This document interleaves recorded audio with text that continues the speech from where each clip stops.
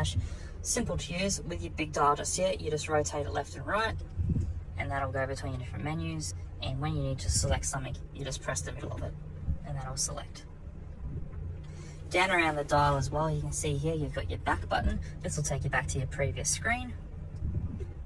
Up the top here, you've got 3 shortcut buttons. This button on the right here, this will take you directly to your navigation. The one in the middle, back to your home screen. And the one on the top left up here will take you straight to your entertainment menu. And the button on the left by itself is your favorites. When you press on your favorites, this is how you can go in and configure all your favorites in the car. Your favorite addresses, favorite contacts, and also your favorite radio stations. And the last little dial down here is your volume controller. You can spin it left and right for your music, and you can press it to mute. Moving on to the entertainment screen, as mentioned earlier, it's all controlled with the dial as shown previously. These are your 5 main menus on the home screen here. From top to bottom, pressing on information, just press the middle of the dial. Information is how you can monitor your fuel efficiency and the vehicle status of the car. So vehicle efficiency monitor, you can monitor your different fuel economy screens. Vehicle status monitor is how you can monitor when your next service is and your important maintenance details. The next menu on the home screen is your entertainment option. You can also quickly get to the entertainment screen by pressing the music button down where the dial is as well. This will bring open what your current entertainment is. At this point in time, as we can see, it's just on your FM radio. You can see just on the left hand side of the screen, just where it says menu. This is how you can select into your menu, and you can go between your different menus here. So you have your source list. This is how you can switch between FM, AM, digital radio, and your Bluetooth. And you've also got where you can store your favorite radio stations, the station list, which always presets for you depending what region you're in. And you can see you've got your tuner controls and manual tuning. Tuner controls is how you can get the car to automatically seek for the local stations. And manual tuning is how you can also manually put in the stations yourself. The next menu on the home screen here, as you can see, is the communication menu.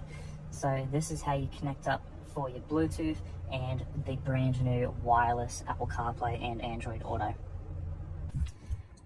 To connect your phone to the car and also for the wireless Apple CarPlay, you're going to click on the middle option just there, which is communication.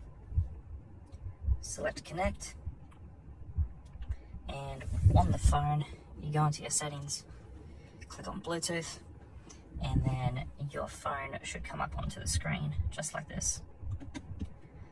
After you select your phone, you'll get a prompt come up on your cellular device just like this. You hit pair, you can press allow to synchronize your contacts to the car, and then you just wait for the car to connect on up. When it gets to the screen here that says connecting Apple CarPlay, on your phone you'll get another prompt. Just press use CarPlay and select always enable. Now every time this phone connects to this car via Bluetooth, the Apple CarPlay will come up automatically.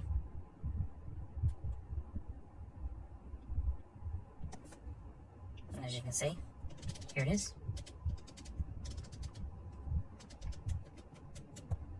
When the phone is connected to Apple CarPlay, you can see on the bottom right hand side of the screen just there, Apple CarPlay is highlighted green, and just above it there's a line with a downwards arrow to switch from the MAZDA screen to the Apple CarPlay screen. Just with the dial, you're just going to pull it down, and that'll bring you back to your Apple CarPlay here. And then you've got your MAZDA app, you can press on that with the dial, takes you back to the MAZDA screen. Coming from that, you've then got your navigation. You can hit the navigation shortcut button just above the dial as well. That'll take you to your maps. Now, when you're on your map, when you need to put in an address, it is worth noting you must be stationary with the handbrake on. Otherwise, everything will be grayed out and it won't let you put in an address. Same as the entertainment menu before, you've got your little menu option just here. Press on for your menu, and then this is your navigation menu here. So, where to? You You can put in your address via the dial. You can enter your place or address.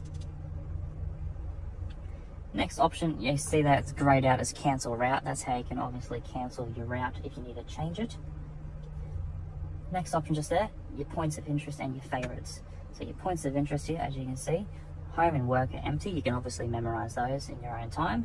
And you can see your points of interest like your fuel, food, and your banks and other categories. You can also change your view mode. You can change it from 3D to 2D, depending on your preferences. And you can look at your different bits of travel information, help nearby, whereabouts are you, and about the area that you're in.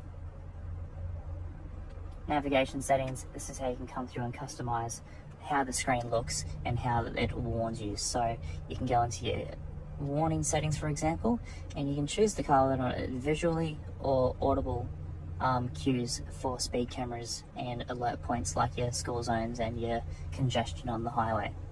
And the last option on the menu here, mute guidance, you can make it so it doesn't speak to you. Last menu down the bottom here of the home screen is your settings. Now in the settings, you've got a few different options, as you can see. So from top to bottom, in vehicle displays, this is how you can monitor your center displays and also the active driving display on the windshield. Active driving display, this is how you can raise and lower it, change the brightness, and you can even tilt it if you want. You can also choose what it displays also. Center display just here, this is how you can go through and change the brightness of your screen, and you can also get the car to bring open a driving results at the end to see how your fuel economy was on that particular drive.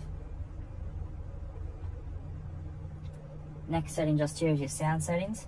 This is how you can change the notifications of the car for when the blind spots go off, and the lane support systems, and also your audio settings for the speakers. Now in the Akira model, this one is equipped with the Bose audio system.